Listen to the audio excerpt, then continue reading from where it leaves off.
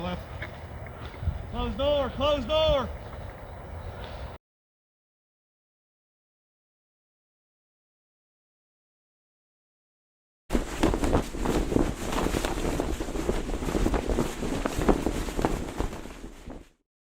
What's going on, Ghost Squad? Trey here with Ghost Tactical, and today that we're going to go through a video that's been asked for a while now. It's about room clearing. Now, we're not going to be talking about going into an urban assault where you're in a battlefield zone and all that. Chances are you're never going to do that. But what could happen is you come home from the store and your door's been kicked in. You don't know who's in your house or whatever. Or more importantly, someone breaks into your house in the middle of the night and you want to be able to get to family members, clear that house of threats and all of that, and you need to know whether it's a 4-man, a 2-man, or 1-man, whatever it is, how to clear that room. So before we get going into these scenarios, the first thing that you always need to remember is if you come home and your door's kicked in, or you're in bed at 2 o'clock in the morning and someone kicks in your window, your door, and has now entered your house, before you grab your gun and start ramboing it out there, remember the first thing you do is call 911. Let the police know what's going on.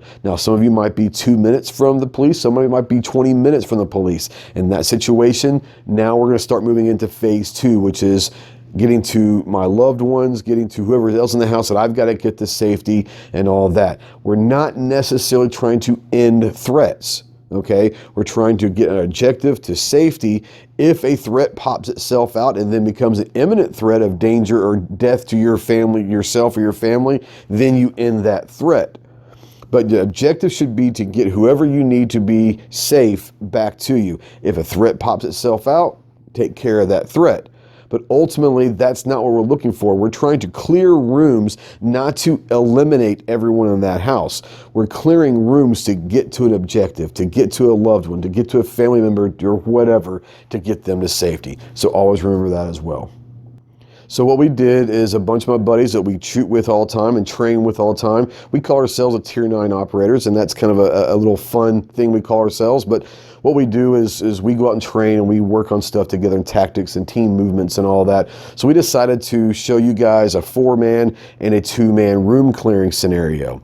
If you're interested in the 1-man room clearing scenario, go ahead and click this video up here. We did this a while ago, a couple years ago, but it'll give you the basis of a 1-man room clear. But today we're going to focus on the 4-man and the 2-man.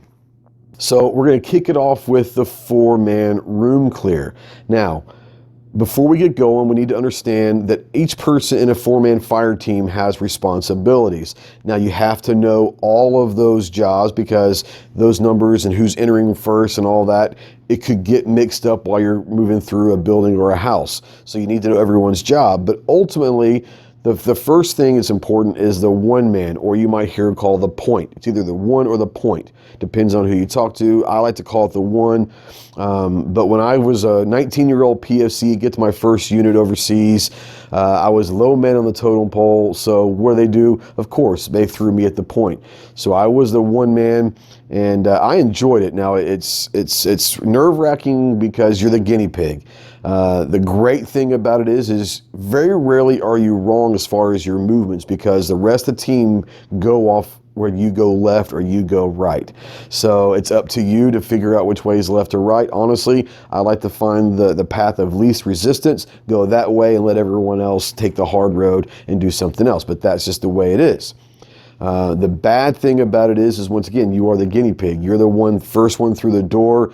You're the one who, if they are ambushing, they're waiting for you, you're going to be the first one through the door. So you've got to move quick, okay? That doorway or that entry point is called the fatal funnel or the funnel of death, whichever one you want to call it.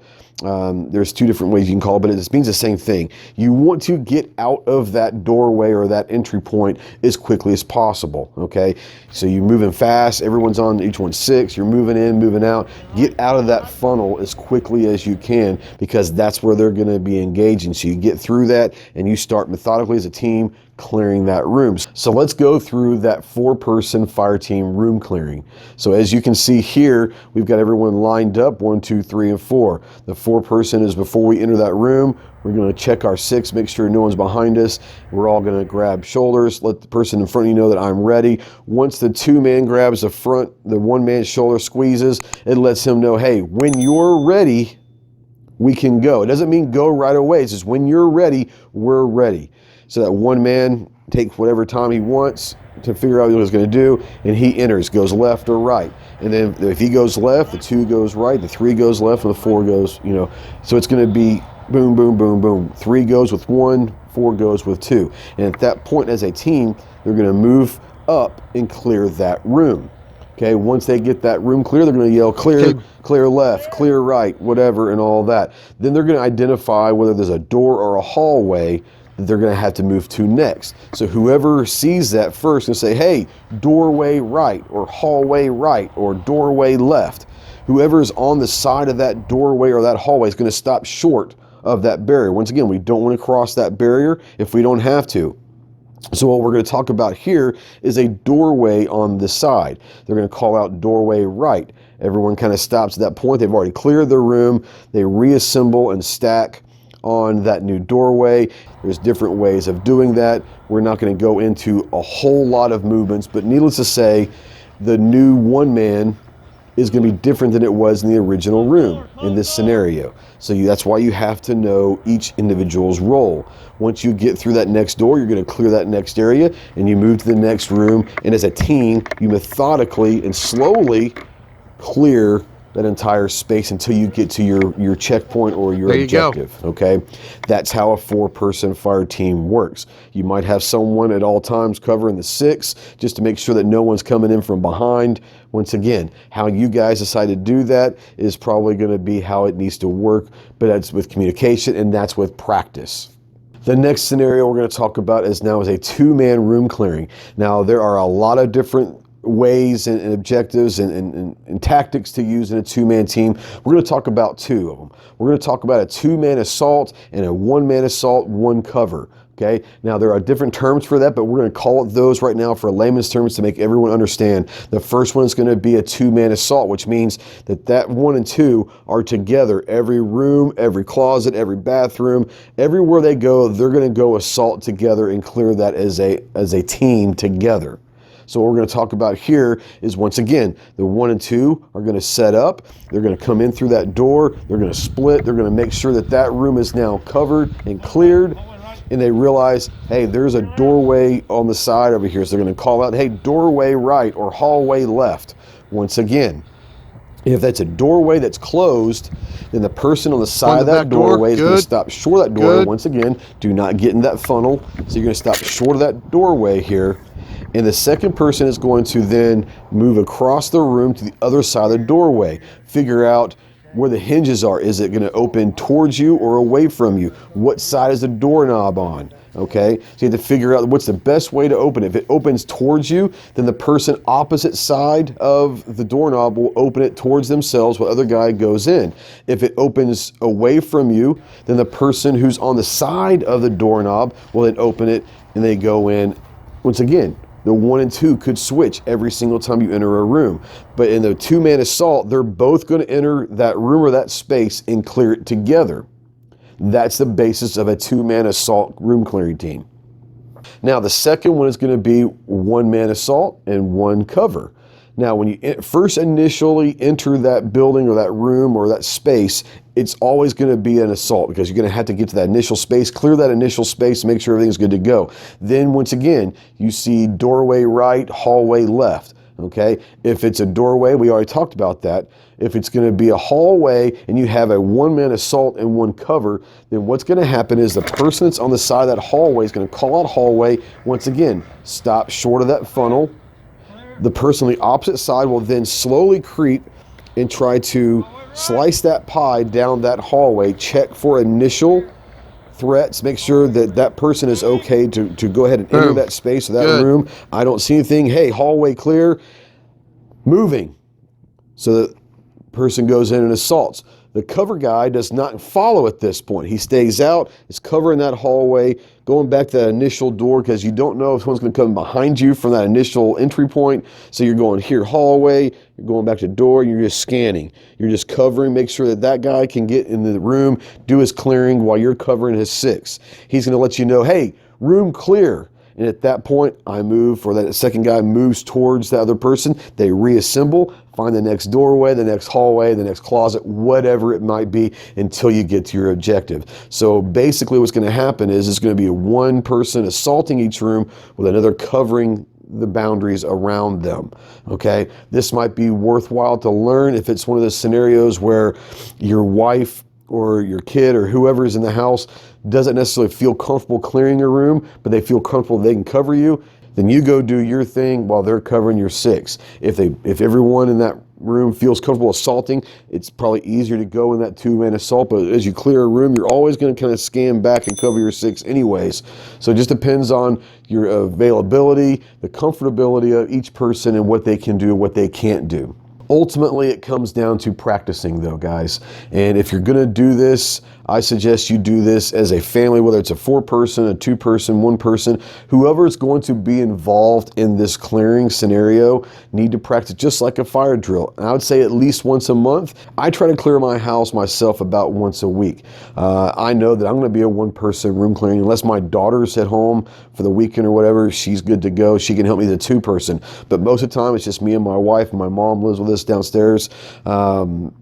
It's just going to be the 2 of us, and my wife does not feel comfortable with firearms. She doesn't like them. She doesn't want anything part of it. So what does she do? She gets in her safe place and calls 911. While she's doing that, I'm going to go ahead and try to get to objective, get to my mom or whoever's in the house, whatever. I'm going to try to clear that area, get to my objective, get those people to safety while she's on the phone with 911, telling them what's going on. So in my scenario, it's going to be a 1-man room clear, and that's okay. I enjoy that, but I clear my room at least once a week, if not every 2 weeks. But you've got to practice it. You've got to know how to practice the tactics, the movements, but you've got to practice the communication, whether it's verbal or nonverbal. Remember, if it's in your house, try to keep as many lights off as you can because you have the advantage. You know where the furniture is. You know where to move around the house. The people and the threats, the intruders, do not know the layout of your house.